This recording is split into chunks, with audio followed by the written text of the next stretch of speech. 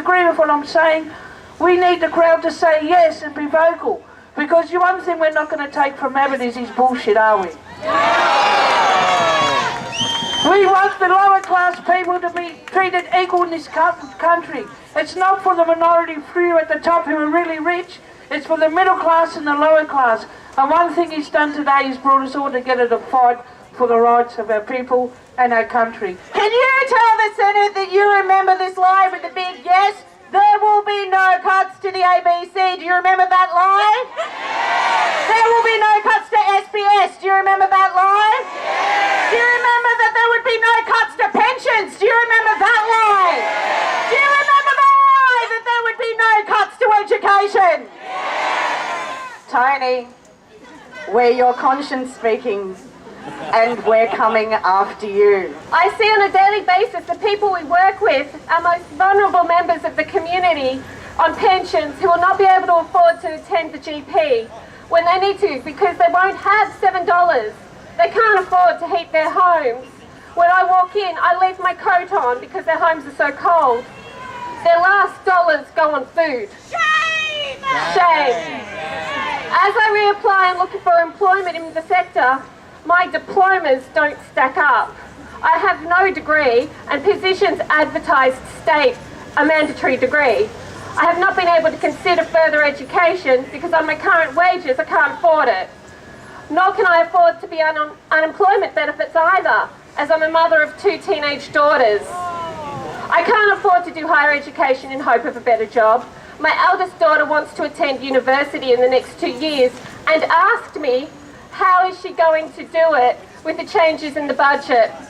And I truly don't know. The government are not just aggressive, they're incompetent. Plenty of this legislation was supposed to start on the 1st of July. It hasn't, because it hasn't been put through. They cannot get this budget through if we keep the pressure on the opposition to actually perform like an opposition. That's right.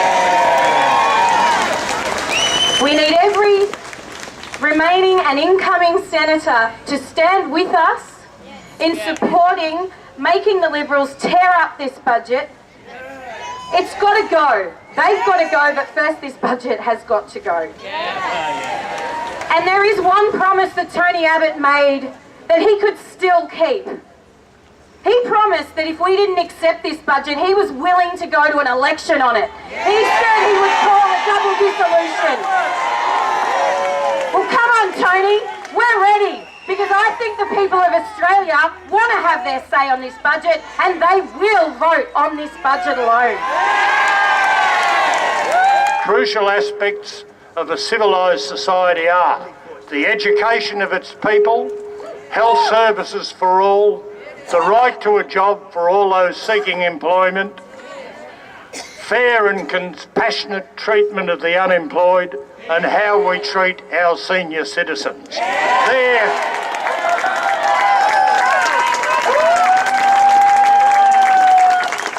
In my view, they're the common measures of a civilised society. All these services should be affordable without discrimination.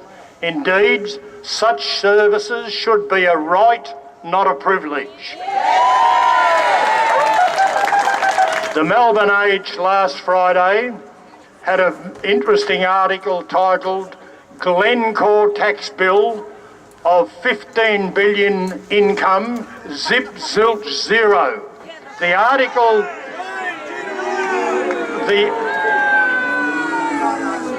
article details how Australia's largest coal mining multinational corporation used elaborate avoidance tricks, and they're the words from the paper, deliberately to avoid paying any tax. You know, here's a company that in 3 years gets, as a result of those who work and the wealth of this nation in terms of its natural resources, they got an income of $15 billion and used every possible loophole, and this is all detailed in the Age article, to not pay 1 cent tax.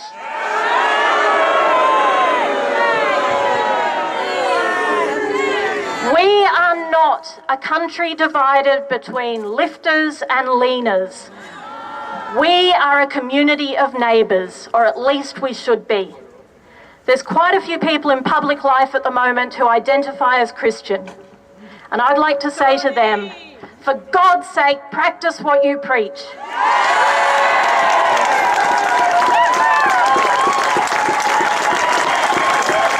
Remember, Jesus said absolutely nothing about homosexuality, for example, but he said an awful lot about feeding the hungry and visiting the sick and welcoming the stranger. Right now, our climate laws are working. Over the last 2 years, the carbon price has cut energy pollution by more than 9%. The Abbott Government wants to repeal these laws as one of their first orders of business when the new Senate sits. We have a renewable energy target that means 20% of our energy will be clean energy by 2020. And it's working. We're generating more energy from the wind and the sun.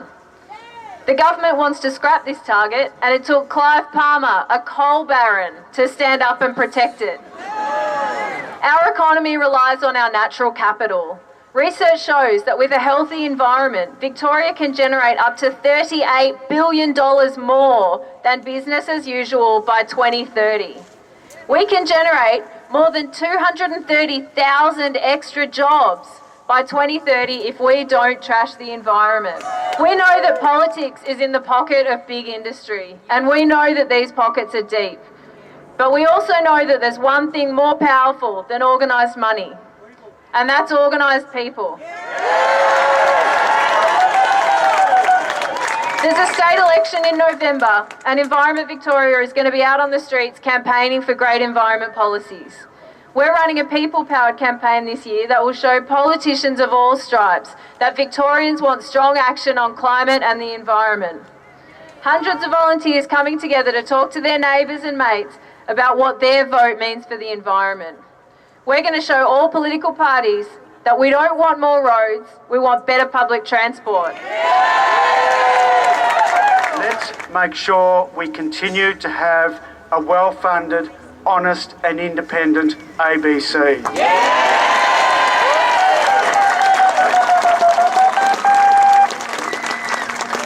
Our Prime Minister promised no cuts to the ABC, and there are cuts to the ABC.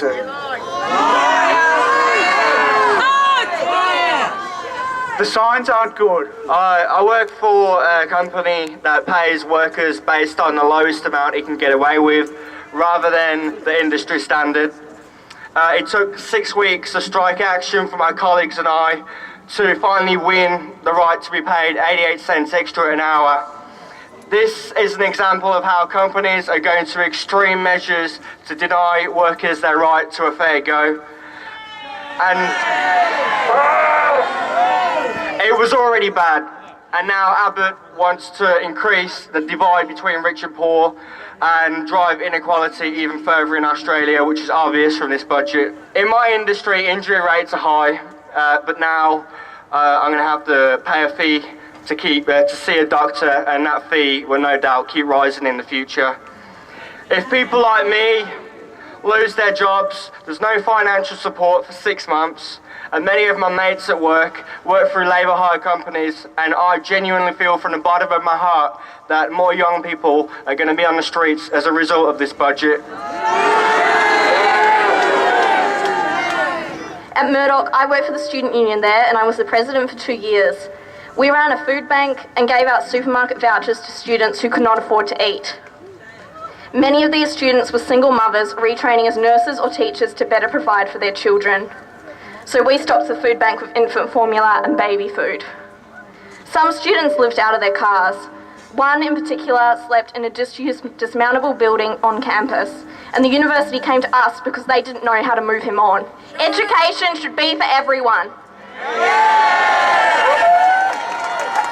I don't want to see an Australia where education is for those who can afford it.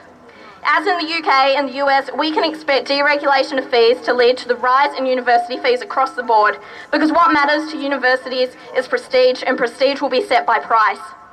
The impact of this is every university will find cause to raise their prices, and this, coupled with changes to the interest that's calculated on student loans, will see students struggling to pay off a lifetime of debt. I believe that this is bordering on social vandalism.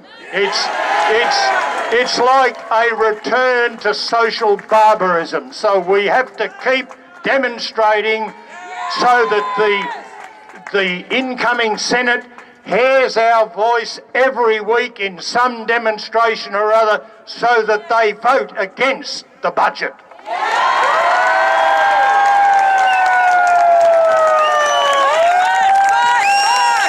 Thank you, Roger, and thank you, Melbourne. Thank you for the umbrellas.